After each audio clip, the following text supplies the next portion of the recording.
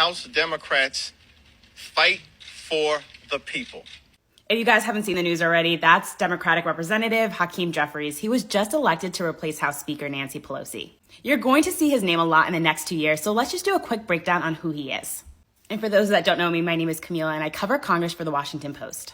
So Jeffries is currently 52, and he has been representing the 8th District of New York since 2013. A little bit about his background is that he grew up in Brooklyn, went to university in New York, and also got his law degree there too. While in Congress, he's really tried to push and pass legislation around police reform, like having police officers being banned from using chokeholds. And he's also co-sponsored other bills like the Music Modernization Act that just really overhauls how songwriters get paid. If you guys didn't know this already, he was also one of the impeachment managers during Trump's Senate impeachment trial. We are here, sir, to follow the facts, apply the law, be guided by the Constitution, and present the truth to the American people. That is why we are here, Mr. Sekulow. And if you don't know, now you know. Let me know if you want a part 2 in breaking down who is who in Congress.